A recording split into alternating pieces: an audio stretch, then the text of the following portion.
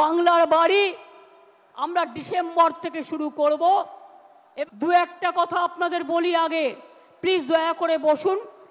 আমরা দায়িত্বে আসার কয়েক বছর আগেও বন্ধুরা, এই মুহূর্তে সম্পূর্ণ নতুন আরেকটি ভিডিওতে আপনাদেরকে জানাই স্বাগত। এই মুহূর্তে মাননীয় মুখ্যমন্ত্রী মমতা বন্দ্যোপাধ্যায় যা বলছে আপনারা অবশ্যই প্রথম থেকে শেষ শুনবেন। তার আগে আপনাদেরকে জানাই, আবাস যোজনা, লক্ষ্মীর ভাণ্ডার, বার্ধক্য ভাতা, বিধবা ভাতা সহ আরও বিভিন্ন প্রকল্পের কথা বলেছেন, যা আপনারা আজকের এই ভিডিওতে শুনতে পারবেন। তবে বিষয়টি হচ্ছে কিছু সারাংশ দেওয়া হয়েছে। আপনারা জানেন যে কিছুদিন আগেই রাজ্যের বিভিন্ন পক্ষ থেকে কিন্তু জানানো হয়েছিল যে আবাস যোজনার যে ঘরের টাকা, সেই টাকা দেওয়ার আগে সেই তদন্ত হবে, অর্থাৎ জুলাই মাসে তদন্ত হওয়ার কথা ছিল। প্রসঙ্গত কিছুদিন আগ থেকেই সেই তদন্ত শুরু হয় এবং জুলাই মাসে কিছু কিছু জায়গায় এখনও পর্যন্ত চলছে। তবে সেই টাকা, অর্থাৎ আবাস যোজনার যে টাকা দেবে রাজ্য সরকার, কবে দেবে? ডিসেম্বর মাসেই দেবে। তো তার আগে আপনারা কারা কারা টাকা পাবেন, মুখ্যমন্ত্রী কি বলছে সেটা আপনারা শুনুন, তাহলে বুঝতে পারবেন। দারিদ্র সীমার নিচে ছিলেন 57.60% মানুষ, আর আমাদের মামাটি মানুষের সরকার তার আমলে 57% থেকে কমে এটা এসছে মাত্র 8%-এ। ওটাও আমরা জিরো করে দেবো। মনে রাখবেন, 40%-এর ওপর দারিদ্রতা আমরা কমিয়ে দিয়েছি।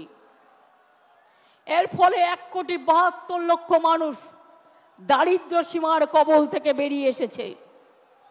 মনে রাখবেন, লক্ষ্মীর ভাণ্ডার, কন্যাশ্রী, রূপশ্রীর জন্য আমরা 60,000 কোটি টাকা খরচ করেছি। আরও লক্ষ্মীর ভাণ্ডারের অনেক প্রাপক, বিধবা ভাতা, বাংলার বাড়ি আমরা ডিসেম্বর থেকে শুরু করব এবং আমাদের কাছে যে লিস্ট আছে তা নিয়ে কাজ হবে। আজকের মূল অংশ যা ছিল যে কোন লিস্ট অনুযায়ী আপনারা ঘরের টাকা পাবেন, ইতিমধ্যে মাননীয়া জানিয়ে দিলেন যে রাজ্যের কাছে যে লিস্ট রয়েছে সেই লিস্ট অনুযায়ী কিন্তু কাজ শুরু হবে এবং আপনারা পাবেন। তাহলে আপনাদের মনে প্রশ্ন জাগতে পারে, তাহলে সেই লিস্টে আপনাদের নাম রয়েছে কিনা। যেটা ইতিমধ্যে খবর যে রাজ্যের পক্ষ থেকে যে তদন্ত করা হয়েছিল, যখন কেন্দ্র সরকারের কাছ থেকে অনুমোদন আসছিল 11,36,000 এরকম কিছু বাড়ির তদন্ত হয়েছিল, সেই সমস্ত বাড়িগুলোর কিন্তু পুনরায় আরও ভেরিফিকেশন হয়েছে বা হচ্ছে। সেই তদন্ত হয়ে গেলে অ্যাকচুয়াল কারা ঘরের প্রাপক সেই অনুযায়ী ঘরের টাকা দেওয়া হবে। তো এই টাকাটি সম্প্রতি আপনারা কিন্তু ডিসেম্বর মাসের দিকে পেয়ে যাবেন। আরও বিস্তারিত জানুন কি বলছে, তাহলে বুঝতে পারবেন। আপনাদের কাছে একটি রিকোয়েস্ট করবো, এই ধরনের আপডেটগুলি পাওয়ার জন্য অবশ্যই চ্যানেলটিকে সাবস্ক্রাইব করে রাখবেন, যাতে করে পরবর্তী আপডেট আপনার কাছ পর্যন্ত পৌঁছে যায়। লক্ষ্মীর ভাণ্ডারেই শুধু 2,15,00,000 মহিলাকে আমরা 40,000 কোটি টাকা এর মধ্যে দিয়েছি, মনে রাখবেন। বিধবা ভাতা প্রায় একটু বর্ষাতে 21-এ হবে, এটা ঈশ্বরের আশীর্বাদ, আল্লাহর দোয়া, শহীদের চোখের জল, আপনাদের লড়াইয়ের প্রেরণা। এ জল দেখে ভয় পাবেন না। রৌদ্র থাকলে বর্ষা আসবেই, বর্ষা থাকলে গরম আসবেই, গরম থাকলে শীত আসবেই।